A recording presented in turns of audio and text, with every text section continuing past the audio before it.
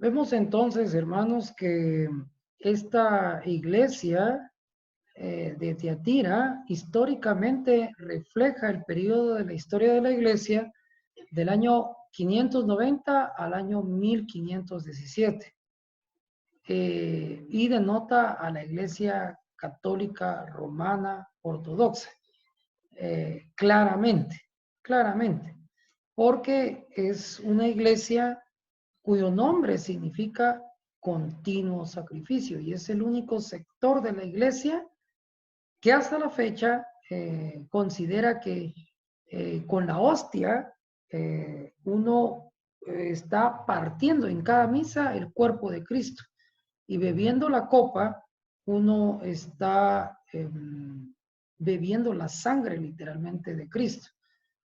En esta época precisamente de la iglesia, entre el año 590 y 1517 ocurrieron muchos milagros dentro de la iglesia católica, muchas profecías, porque esta iglesia toleró esa falsedad. Incluso surgió el tema de las imágenes que lloran, gente que tenía estigmas en sus manos. La iglesia toleró todo eso, a pesar de que ellos sí han sido muy meticulosos con el tema de los milagros. Ellos sí lo ven, han estudiado, se han dedicado a ver si de verdad son milagros o son simples trucos. Y en muchos casos han sido trucos, pero en la gran mayoría de los anales y registros de la Iglesia Católica se ha hecho una investigación científica en donde no se tiene explicación de los fenómenos paranormales que en esta iglesia se presentaron. Y curiosamente, este mensaje de la iglesia de Tiatira, que correspondería a la iglesia católica, también puede aplicarse a la iglesia pentecostal, porque la palabra Tiatira también significa castillo o baluarte de la pitonisa. Y en hebreo. Y esta iglesia resultó ser eso. La iglesia pentecostal es un baluarte que no deja que uno ni siquiera pueda juzgar o hablar de alguien que tiene el don profético, porque si no, ellos son muy celosos y lo callan a uno y le dicen que uno está blasfemando contra el Espíritu Santo al hablar en contra de ellos. Entonces, la iglesia de Tiatira tiene dos lecturas, pero es por aplicación. Yo pienso que es porque la iglesia pentecostal ha sido tan dura con la iglesia católica que ha terminado pareciéndose a ella. Por eso es de que tenemos que tener mucho cuidado con las críticas que hagamos a otra iglesia sin la palabra de Dios. O sea, porque uno puede hacer críticas, pero con la palabra de Dios, pero no fuera de ella. Mire todo lo que se hizo en este periodo de Jezabel, porque Jezabel en el Antiguo Testamento, al igual que la Jezabel de esta iglesia, era una mujer que llevó el culto del dios Baal a Israel. Y lo hizo diciendo que Baal y Jehová eran lo mismo. Eran lo mismo. Entonces, esta Jezabel era profetisa. Interesante porque en cananeo, porque esta mujer era cananea. En cananeo esta mujer era de Sidón, pero Sidón y Tiro eran descendientes de los cananeos. De hecho, Sidón era el primogénito de Canaán.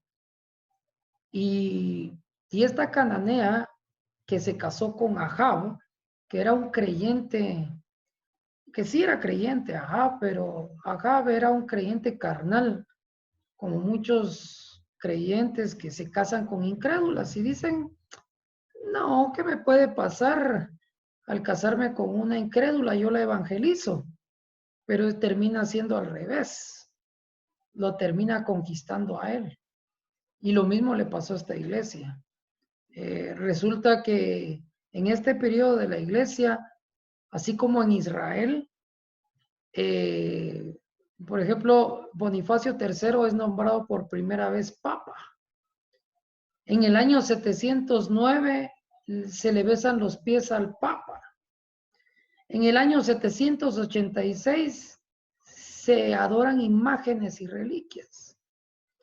En el 1215 se cree en el fenómeno de la transustanciación, porque en una misa, y eso la Iglesia Católica lo tiene bien documentado, en una misa literalmente una hostia se convirtió en un pedazo de carne y el vino en un vaso de sangre. Y literalmente, y ellos tienen, se ufanan de que lo tienen en el museo del Vaticano, tienen estos, y hasta pueden saber el tipo de sangre que tiene la copa, y que le dicen que ese es el tipo de sangre de nuestro Señor Jesucristo. Ese es el tipo de cosas que ellos tienen y que son fenómenos que ocurrieron. También, por ejemplo, en 1870 se declara la infalibilidad del Papa, etcétera. Entonces, ocurrieron una serie de cosas aquí en este periodo de esta iglesia. Y esta corresponde a el periodo de esta iglesia. Es interesante que la estructura literaria de Apocalipsis cambia acá, porque todas las iglesias tienen una estructura literaria que es bien fácil de seguir. Por ejemplo, acá tenemos, en todas las iglesias tenemos un elogio, una condenación, un consejo y un desafío. En todas las iglesias. Salvo en dos, en Esmirna y en Sardis, que no hay condenación. Y Esmirna y Filadelfia no tienen condenación, no tienen ninguna palabra de reproche del Señor Jesucristo. La Odisea es la peor iglesia y solo tiene reproches, solo reproches. Esa es la iglesia de los últimos tiempos. Elogios no tiene, solo reproches. Es la peor iglesia que nos ha tocado vivir a todos. Entonces, pero la estructura literaria cambia aquí en Tiatira, sobre todo en el capítulo 2, versículo 29, donde dice, quien tiene oreja, escuche lo que el Espíritu dice a las iglesias. Y es interesante que ya no dice qué es lo que dice el Espíritu Santo, sino que lo deja allí. Porque el Señor Jesucristo espera que si alguien quiere oír la voz del Espíritu Santo, ya no esté escuchando la voz de los profetas o de esos que se dicen ser profetas y no lo son, sino que son mentirosos. A partir de ese periodo de la iglesia, el Espíritu Santo deja bien claro que ya no tienen que estar escuchando la voz de los profetas, sino que con ese cambio de estructura literaria, si alguien quiere saber lo que el Espíritu dice a las iglesias, tiene que leer lo que el Señor Jesucristo expresó en su palabra. Es bien claro. Fíjense que en todas las demás iglesias anteriores a Tiatira, decía, quien tiene oídos, oiga lo que el Espíritu dice en las iglesias. Al que venciere, yo le daré parte en ser columna en el trono de mi Dios, cosas por el estilo. Hablaba el Espíritu Santo, pero aquí ya no está hablando, ya no habla el Espíritu Santo a partir de la iglesia de Tiatira, precisamente porque esta iglesia le corresponde la parábola del reino de los cielos, que es semejante a la levadura que una mujer mezcla con 3 medidas de harina. Entonces, es interesante que esta iglesia, en donde hay una mujer que se dice profetiza y no lo es, y que está confundiendo y que lleva a su pueblo a la fornicación espiritual, la parábola correspondiente es precisamente la parábola que tiene que ver con una mujer que mezcla 3 medidas de harina para hacer fermentar toda la masa. Y la masa es la sana doctrina. Y esa sana doctrina se pervierte, se fermenta y se mezcla. Y por eso es que tenemos ahora un evangelio que está lejos del evangelio que Cristo predicó. Es un evangelio lejano. Hoy hablamos de mantos apostólicos, hablamos de unción, triple unción, la unción del dinero, cosas que no tienen nada que ver con la Biblia y con el evangelio que el Señor dejó. Eso es muy importante. Ahora, el ay que corresponde a esta iglesia es el ay que va desde de Mateo 23:16 hasta Mateo 23:22. Ahí habla de los juramentos, porque esta iglesia, con las profecías falsas y con sus milagros falsos, no porque no se den, sí se dan milagros en estas iglesias, pero la fuente no es el Señor, sino Satanás y los demonios. Ellos son los que tienen confundidos a la iglesia desde adentro. Y la gente le da gloria a Dios y aleluya por las sanidades y todo lo que ocurre internamente. Y no significa que Dios no esté sanando hoy. Dios sana hoy todavía.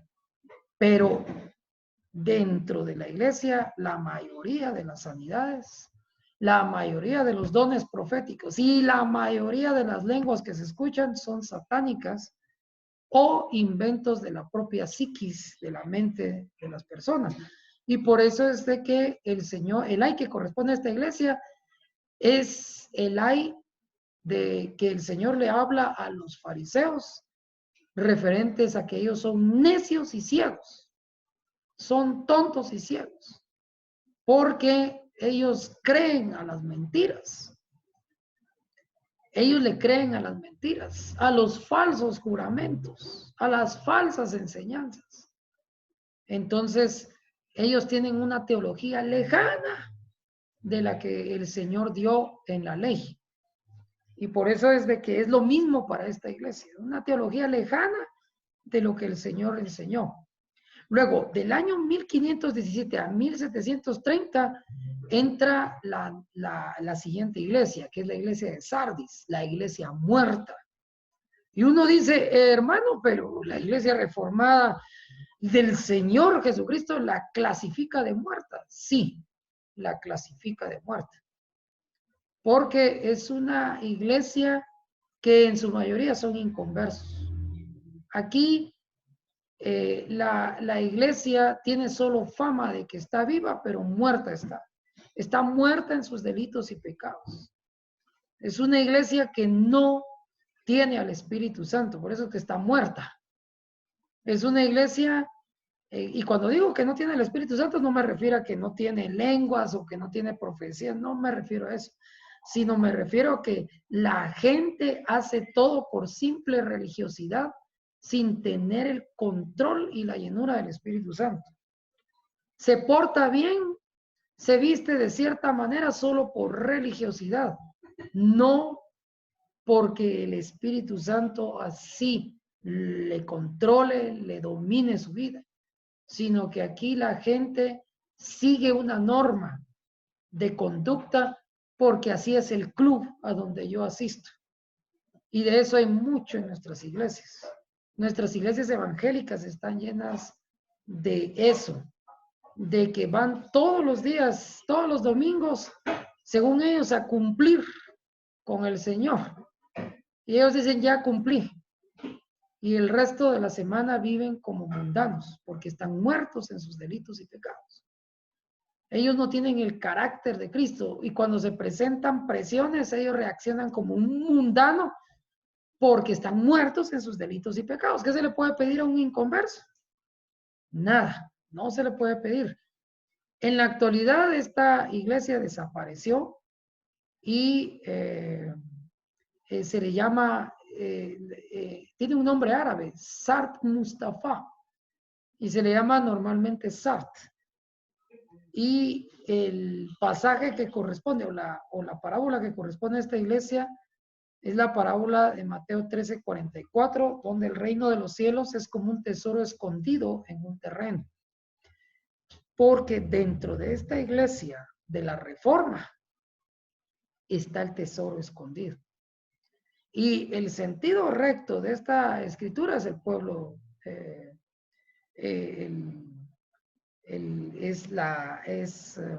pueblo de Israel.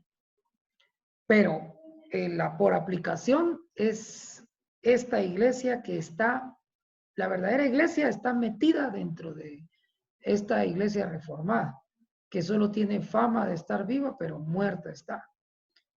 Y más o menos, bueno, de hecho el ay que le corresponde a esta iglesia es este ay de vosotros escribas y fariseos hipócritas, porque desmáis la menta y el eneldo y el comino y tenéis dejado lo más grave de la ley, el juicio y la misericordia y la fe, porque es una iglesia que solo sigue el ritual, que van a la iglesia solo por costumbre, porque mi papá fue evangélico, yo sigo siendo evangélico, pero no hay una convicción en esta iglesia.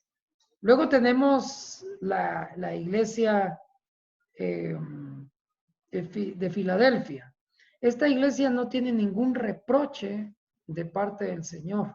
No hay reproches.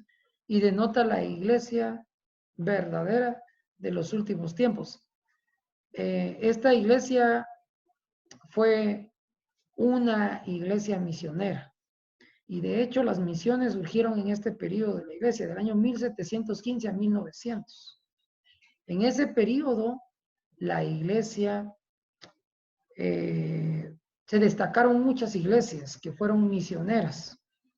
Una de estas iglesias, solo por mencionar una de estas iglesias de este periodo fue la iglesia metodista. La iglesia metodista fue una iglesia tipo Filadelfia. Y no solo ellos, hubieron más movimientos, pero este movimiento amaba la palabra del Señor, evangelizaba. Fueron los fundadores de la iglesia en Oxford y tenían un club dentro de la iglesia, dentro de la Universidad de Oxford, que se llamaba el Club Santo, y como eran muy metódicos para hacer sus reuniones, los llamaron metodistas. Pero ellos fueron personas que se dedicaron al evangelismo. Y hasta la fecha, Dios honra a los que los honran. Así como Esmirna, Dios no tenía ningún reproche para esa iglesia y hasta la fecha existe esa iglesia y está en Izmir, porque así es como se llama actualmente. E Izmir es una ciudad próspera, tan próspera que es la segunda ciudad después de Estambul, la capital de Turquía. De igual manera, en Filadelfia. Hoy en día, Filadelfia se llama Al-Ezehir, y denota al amor fraternal, porque eso es lo que significa la iglesia, amor fraternal. Entonces, si usted quiere saber cuál es la primera característica que debe tener una iglesia que dice ser verdadera, es que los hermanos se aman los unos con los otros. Actúan como que si fuera una familia unida, como que fueran una familia. Y la frase clave de esta iglesia es: aunque tienes poca fuerza, has hecho caso de mi palabra y no me has negado.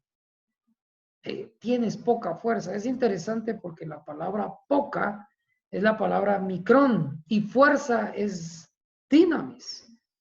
y dunamis denotan poderes milagrosos. Dunamis es fuerza, pero no cualquier fuerza. Es una energía en forma de dinamita, pero denota poderes milagrosos. En otras palabras, esta es una iglesia en donde no ocurren milagros. Cada noche no ocurren milagros. Es una iglesia donde si hay un milagro, hay uno cada 10 años. Esa es otra característica de esta iglesia. Si usted quiere pertenecer a una iglesia verdadera, vaya a una iglesia en donde prediquen la palabra del Señor, donde haya amor fraternal, donde se conozcan todos como que fueran una familia, donde actúan con el carácter de Cristo y donde no niegan el nombre del Señor con sus actos, con sus hechos. No viven su vida los 7 días de la semana como quieren, sino reflejan el carácter de Cristo día con día. Actualmente esta ciudad se llama Alessegir, pero denota este periodo de la cristiandad del año 1750 a 1900. ¿Y por qué alguien dirá 1900? Porque a partir de 1900 hubo un cambio en la historia. Hubo un cambio en la historia que lo vamos a ver ahorita. La parábola que corresponde a esta iglesia verdadera es la parábola que aparece en Mateo 13, 45, 46, donde dice, sucede también con el reino de los cielos, como con un comerciante que andaba buscando perlas finas. Cuando encontró una de mucho valor, fue y vendió todo lo que tenía y compró esa perla. Esa es la parábola que corresponde a esta iglesia, porque esta iglesia fue comprada con todo lo que Jesucristo tenía. Y todo lo que Jesucristo tenía era su vida. Él vertió su vida en la cruz por amor a esta iglesia. Entonces, esta iglesia es la iglesia de los últimos tiempos. ¿Existe hoy todavía? Sí existe, pero son mínimas. Yo diría que son lunares en la iglesia.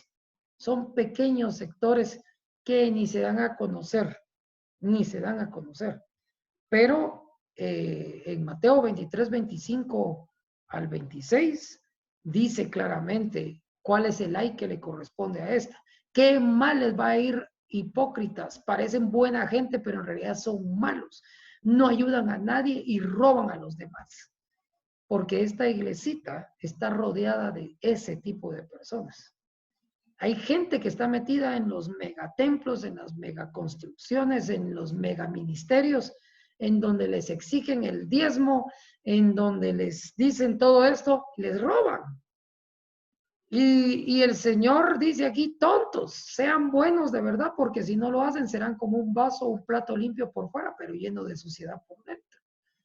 Entonces, aparentan ser gente buena y honrada, pero en realidad son hipócritas y están explotando a estos hermanitos que asisten a estas iglesias y que sí son salvos y que van al cielo, mientras que toda esta gente es hipócrita, son los que están rodeando la cristiandad. Es importante. Pero la peor iglesia que no tiene ninguna felicitación es la iglesia apóstata, la iglesia falsa de los últimos tiempos. Esta iglesia es la iglesia de la Odisea. Y la Odisea significa los derechos del pueblo. Fíjense que Filadelfia significaba amor fraternal, pero la Odisea significa derechos de la gente. Aquí ya no se ve el derecho del Señor y su palabra de ser predicada, sino lo que importa es la justicia del pueblo, la gente justa, los justos del pueblo, lo que opina el pueblo. Porque el pueblo es el que manda, no Dios ni su palabra. Esta es la peor iglesia. Y esta es la iglesia apóstata, que va del año 1900 hasta la fecha. ¿Y por qué del año 1900 y no 1888 o 1915? Porque el 1 de enero del año 1901, de una de las mismas iglesias de Filadelfia, que fue la iglesia metodista que la mencioné en la anterior, surgió el movimiento falso de las lenguas. Surgió que Inés Osman fue la primera que habló en lenguas después de 1900 años. Ese movimiento había cesado porque con el surgimiento de Montano, Priscila y Maximila en el año 156, después de la muerte de Policarpo, ellos dijeron que el Espíritu Santo había entrado en acción y que era la era del Espíritu Santo. Pero los hermanos lograron detectar su falsedad un poco tarde. Los dejaron entrar, los detuvieron precisamente porque eran falsos, eran herejes, y la misma herejía volvió a surgir en el seno de la iglesia metodista, con un joven de 21 años de nombre Fox Parham.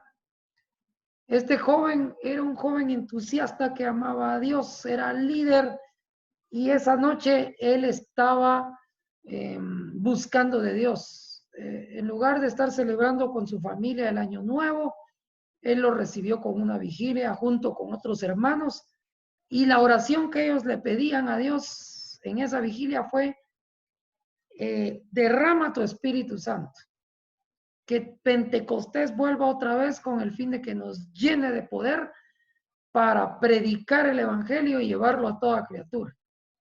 Esa era la oración de ellos. Y fíjese que era una oración que parecía buena, pero estaba mala teológicamente, porque el Señor dice en su palabra que el Espíritu Santo está con nosotros. Yo os enviaré otro consolador que estará con vosotros todos los días hasta el fin del mundo, a través de ese consolador. Y ese consolador no se va de la iglesia. Así que pedir el Espíritu Santo está mal teológicamente en esta época, en esta dispensación, porque si un creyente ya tiene a Cristo en el corazón, el que tiene a Cristo tiene el Espíritu. Y el que no conoce al Espíritu de Cristo, entonces no ha nacido de nuevo, como dice Romanos 8. Entonces, tenemos que entender eso. Pero estos hermanos comenzaron a orar así, y pedir algo que estaba mal teológicamente. Y pedir, y esa noche Inés Osman habló por primera vez en mandarín. El problema fue, y eso ya no lo tienen documentado ellos porque no escriben los errores, pero sí está documentado en la historia, de que cuando Inés Osman fue con el grupo de misioneros a la China, porque supuestamente en esa noche ella habló en mandarín, cuando fue a la China a predicar, no pudo pronunciar ninguna palabra coherente en chino, porque la idea de ellos esa noche era ser investidos con el poder del Señor para ir a evangelizar a las naciones, sin tener que estudiar chino. Esa era la idea original, no era hablar jerigonzas como hoy en día se oye, las ojaculatorias como se oye hoy en día en las iglesias.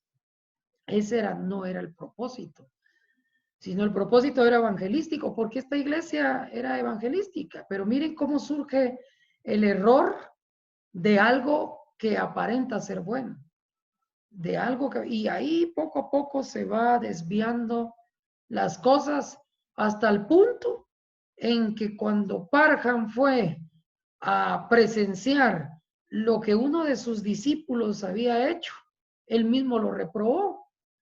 Él mismo reprobó el movimiento que se hizo en Azusa Street cuando estaba al mando de uno de sus discípulos en el seminario Moody.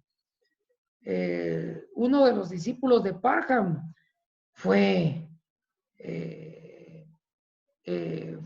Seymour, y Seymour era un predicador que era entusiasta, pero como él era afroamericano, comenzaron a seguirle mujeres, principalmente mujeres. Igual se repitió la historia de Priscila, Maximila y Montano. Pero estas mujeres practicaban el vudú, la magia vudú, y ellos vinieron y mezclaron la magia vudú y todo eso, sus ritos, con con los dones del Espíritu Santo. Entonces eran unas reuniones que se hicieron en la calle de Azusa, desde las 10 de la mañana y que terminaban a las 3 de la mañana del otro día. Por eso es que los pentecostales tienen mucho ese concepto de que sus cultos no tienen hora, porque hay que darle libertad al Espíritu, dicen ellos. Entonces, ellos tuvieron esos problemas y cuando llegó Parham a evaluarlos, él mismo lo reprobó. Y el mismo Seymour terminó echando a Parham de las reuniones de Azusa. Y lo triste de todo es que allí, en ese movimiento, surgió el pentecostalismo actual. Y de ese pentecostalismo actual surgió el neopentecostalismo con sus variantes que vemos hoy en día. Pero estas son las peores iglesias porque es una iglesia falsa de los últimos tiempos que luce verdadera. Luce porque estas personas tienen una apariencia de castidad, porque Montano, como se había convertido, él era un monje, era sacerdote de la diosa Cibeles antes de convertirse a Cristo. Y para ser sacerdote de la diosa Cibeles, él tenía que castrarse. Entonces él se miraba muy casto, muy puro, porque no tenía ese vigor sexual que tiene todo hombre. Y sus mujeres, Priscila y Maximila, se vestían hasta el ojo del pie, ayunaban 40 días, oraban, eran personas de lo que normalmente se dice consagrados, pero solo esa apariencia, al estilo de Jezabel, porque Jezabel eso es lo que significa, casta, pura, no casada. Es decir, la gente admira mucho la castidad, la gente que no se casa. Y esa era el tipo de personas que abundaba en estas iglesias. Lo vamos a estudiar conforme vayamos avanzando. Un detalle de esto es que si nosotros queremos saber cómo era la iglesia de la Odisea, es interesante que cuando uno en un mapa coloca la iglesia de la Odisea y une Corinto con la Odisea, hay una línea recta que las une. Y es posible que el Espíritu Santo haya elegido esta iglesia, la Odisea, y aunque tenemos poca información de ella, podemos explotar el resto de la información de la Odisea en Corinto, porque Corinto significa satisfecha o quien está satisfecha, porque al igual que los laodicenses, estaban satisfechos con su evangelio. Ellos no les importaba la palabra de Dios. Ellos lo que querían era recibir profecía, recibir la unción. Y quien estaba, y de igual manera Corinto era igual. Por eso es que el Señor Jesucristo le dice a la Odisea, tú dices que eres rico y que no te hace falta nada. Eso dices tú, pero no sabes que eres un pobre, ciego, desventurado y desnudo. Así es como califica el Señor a esta iglesia. Lo vamos a estudiar. Y esta es la parábola que le corresponde a esta iglesia, es la parábola de la red. ¿Y por qué la parábola de la red? Allá en Mateo capítulo 13, versículo 47, porque la red recoge todo tipo de pescados, buenos y malos. Y así es como está la iglesia, llena de gente mala y gente buena. Mala primordialmente, pero también hay gente buena dentro de estas iglesias y son iglesias poderosas. Tú dices que eres rico y que no necesitas de nada, porque ahí hay unción, ahí hay poder espiritual, pero también poder económico. Y no te das cuenta que eres pobre, ciega, desventurada y desnuda. O sea, eres un miserable. Y por eso es que la parábola que corresponde a esta iglesia es el ay que le corresponde a esta iglesia es el ay que aparece en Mateo 23, 29. Pobrecitos ustedes, qué mal les va a ir a ustedes hipócritas, que construyen monumentos para recordar a los profetas muertos y ponen adornos en las tumbas de las personas buenas. Porque esta iglesia le encanta hacer monumentos. Por eso es que tiene megatemplos, megaconstrucciones. Y todo es mega, porque ellos quieren sobresalir con apariencias externas, conquistando al mundo, con mentiras, porque todo es una fachada. Lucen buenos, pero realmente en el fondo está la podredumbre, como dice el Señor en Mateo 23, 29. Pero lo vamos a estudiar conforme vayamos avanzando. Entonces, volvamos acá y con eso concluimos la lectura. Venimos entonces y dice el texto en el versículo 11, a Éfeso, Esmirna, Pérgamo, Tiatira, Sardis, Filadelfia y la Odisea. Esta es lo que le está diciendo. Y dice, y me volví para ver la voz que hablaba conmigo. Y vuelto vi 7 candeleros de oro. Como lo vamos a ver más adelante, en los versículos más adelante, vamos a ver, de hecho lo podemos ver en el versículo, en el capítulo, siempre en el capítulo 1, en el capítulo 1, versículo, tal vez veamos aquí, el versículo 20, el Señor dice cuál es el misterio de las 7 iglesias. Y el misterio de el misterio de las 7 estrellas y el misterio de los 7 candelabros es que los 7 candeleros o los 7 candeleros que has visto son las 7 iglesias. O sea que cuando Él se vuelve y ve quién le da la orden de escribir un libro, lo primero que Él se topa son con esos 7 candeleros. Son 7 candeleros de oro. Ahora, el candelero, la menorá, tenía 7 lamparitas. Ese denotaba al pueblo de Israel. El pueblo de Israel, lleno del Espíritu Santo, iba a iluminar al mundo. Pero ahora el Señor usa a estas 7 iglesias, o sea, la cristiandad, para iluminar al mundo, preservando su palabra desde Génesis hasta Apocalipsis. No solo la Tanaj, no solo la Biblia hebrea, sino también el Nuevo Testamento. Y nosotros, la iglesia, somos los encargados de iluminar al mundo. Pero, y la iluminación, fíjese que son 7 candeleros, porque son 7 nerots o 7 lamparitas, porque esos 7 lamparitas denotan la plenitud del Espíritu Santo. El Espíritu Santo en la iglesia se ha derramado de manera plena para iluminar a la gente, para iluminarlos.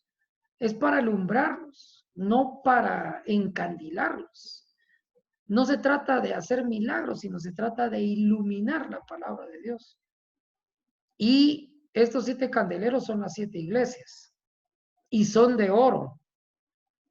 Porque han sido, este candelero, esta menorá, en Éxodo 34 se puede ver que esta menorá había sido hecha de una sola pieza, es decir, no se había ensamblado, no se habían ensamblado las partes del candelero, sino que se había hecho a martillo, a puro martillo, se había dado la forma al oro sin ensamblaje, sin ensamblar. Y el martillo denota la palabra de Dios. En otras palabras, la iglesia verdadera, la iglesia, estas 7 iglesias, aun cuando sean como son, han sido labradas por el Señor por sus manos. Y las manos del Señor denotan a Cristo y los dedos al Espíritu Santo. Y han sido labradas por sus manos a martillo con el martillo de la palabra de Dios. Y y la meta es que estén llenas de aceite, o sea, llenas del Espíritu Santo para iluminar al mundo. para dar a entender y dar a conocer la Biblia. Y fíjese cómo termina en este caso. Y en medio de los 7 candeleros a uno semejante al Hijo del Hombre. Fíjese cómo aparece por primera vez el Señor en medio de las iglesias, donde tiene que estar el Señor. Donde tiene que estar el Señor. Pero ya a partir de las iglesias, ya a partir de las 7 iglesias, a partir de eso, mire cómo termina la cristiandad. La cristiandad en el capítulo 3 le dice al Señor, el Señor a la iglesia, y dice que es el Señor hablándole a la iglesia en el capítulo 3. Si alguno, dice el Señor, si alguno de los que está allí, yo estoy a la puerta y llamo. Si alguno de los que está allí en estas iglesias, en estas mega construcciones, oye mi voz y abre la puerta, entraré a él y cenaré con él y él conmigo. Así dice el Señor a esta iglesia. Y eso lo dice en Apocalipsis 3:20. Ahora, significa entonces que en el inicio de las iglesias el Señor estaba en el centro, pero ahora está en la calle. Y desde la calle el Señor está hablándole a esta iglesia apóstata, a esta iglesia con sus grandes construcciones, con sus megatemplos y con el poder económico, político, social y espiritual que tiene, porque sí tienen poder espiritual, sí sanan enfermos, sí llueve oro del techo, sí les sale cosas en las manos y con todo lo que ellos quieran, pero todo eso, ese show y ese espectáculo es falso. Y no es porque en algunos casos pues es porque están haciendo trucos, pero la mayor parte de veces esos fenómenos son fenómenos paranormales, esas sanidades son sanidades demoníacas que se hacen dentro de las iglesias. Y todo el mundo dice amén y gloria a Dios. Y nadie cuestiona estos milagros y estas falsas profecías. Y es interesante que el Señor Jesucristo le dice a estas iglesias, con todo su poder, le dice, he aquí yo estoy a la puerta y llamo. Es decir, que del púlpito al Señor Jesucristo lo bajaron a la banca y de la banca lo sacaron a la calle. Y yo no sé, hermanos, pero si el Señor Jesús está en la calle, yo prefiero estar en la calle con Él y no estar en estas iglesias. Así que el consejo de la palabra de Dios es claro. Oíd, pueblo mío, y salid de en medio de ellos, dice el libro del profeta Isaías. Podemos buscar la cita.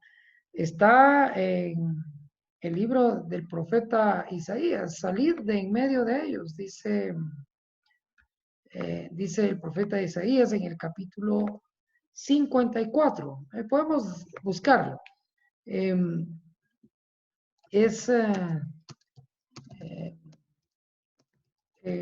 Vamos a verlo, es en 2 Corintios 6:17.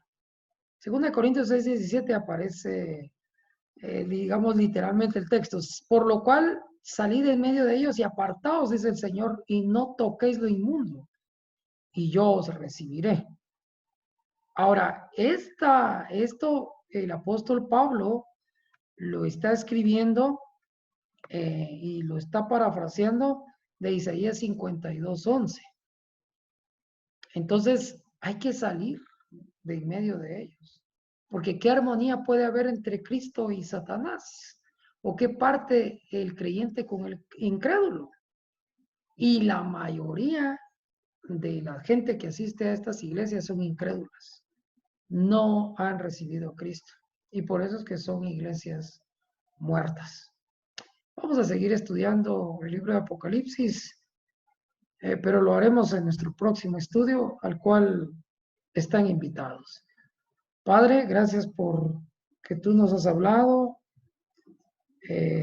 y nos llenas de esperanza, de paz y felicidad al leer tu palabra. Líbranos del mal y libra a tu pueblo de caer en la trampa y ayúdanos a hablar más y más acerca de ti. Te lo rogamos y te lo suplicamos en el nombre de Jesús. Amén. Que el Señor les bendiga. Amén.